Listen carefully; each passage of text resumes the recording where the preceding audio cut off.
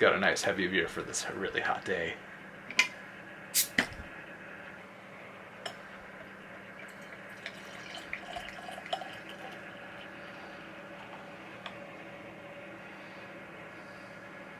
So, this week we'll be talking about something a little bit different today.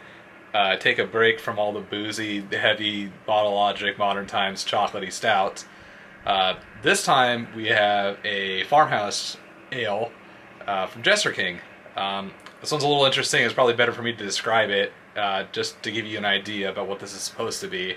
First of all, this is aged in Mezcal barrels, and if you're not familiar with what Mezcal is, it's a close cousin of tequila. However, it has like a much more smoky flavor to it, kind of like a woody flavor. And in this case, this one's brewed with Ancho chili peppers and Epazote, which apparently I didn't even know what that was. This is an herb that they use for cooking and for tea in Central and South America. So let's give this a try. I'm a huge fan of Mezcal. It's not for everybody. It does put some hair on your chest, so before you get into this, I'd recommend at least trying something like, some kind of basic Mezcal variety like Cazadores.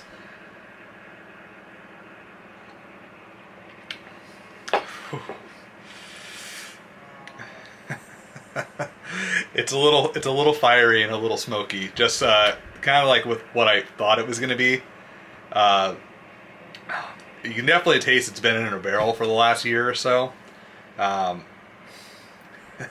It's definitely not for the faint of heart. Not that it's overly boozy, but the smokiness has a really unique flavor to it. And I'd honestly recommend trying Mezcal before you get into this, just to see if that gives you a baseline, if you're even going to like this to begin with. I personally like Mezcal a lot, so this is more up my alley. And since it's a Farmhouse ale, it blends a lot better with the variety of flavors.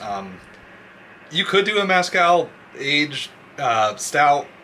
I don't know how it would taste. It'd have to be either a pretty basic stout or something that's extremely peppery.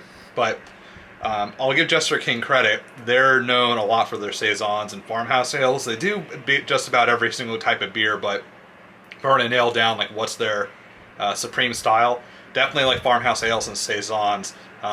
Basically beers that you'd find perfect on a hot Texas day, because they're based out of Austin.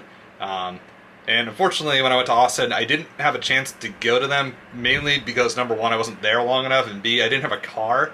And if anyone's been to Austin, from what I could tell, like from where it was, it's not exactly like close like to the airport or the UT campus. Now, as far as what I would go ahead and give this beer myself, I'd give it 4 1/4. Pretty robust flavor profiling. It has a little bit of the spiciness of the Ancho chili peppers. It's a bit herby. Definitely captures the smokiness of Mezcal. So it really captures the flavors in terms of the description. It's pretty spot on. Its overall rating is 4.21 out of 5, currently on Untappd. So I can kind of agree with that rating. I think this one would have a lot of mixed responses to it, because if you go in not having Mezcal, or really not like having any kind of either tequila aged like saisons or Farmhouses, this might not be up your alley. So it is like a really particular flavor profile, and I think it's really only going to fit a very specific number of people.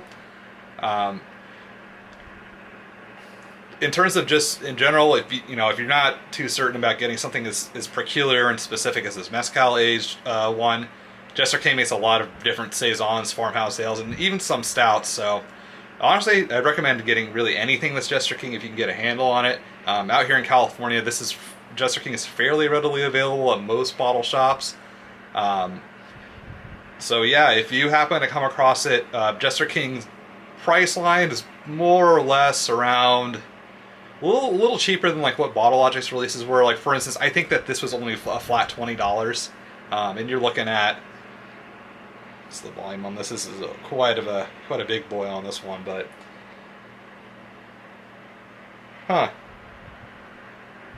oh, so I had actually purchased this from Tavour, which is an online beer distribution platform. It looks like they actually sharpied over the percent alcohol and the volume of this bottle, so apologies that I can't tell you off the top of my head. Ah, here we go. 1 pint, 9.4 fluid ounces. So you're talking about the same volume as BottleLogic's Stasis Project releases. So you're really getting your bang for your buck if you really care about that. I'm more particular on how good the beer is, but it's in a pretty decent price range. So if you're looking for a way to get out of just having stouts for the summer, highly recommend this for how smoky it is. It does go down really smooth, and chilled, it's pretty good.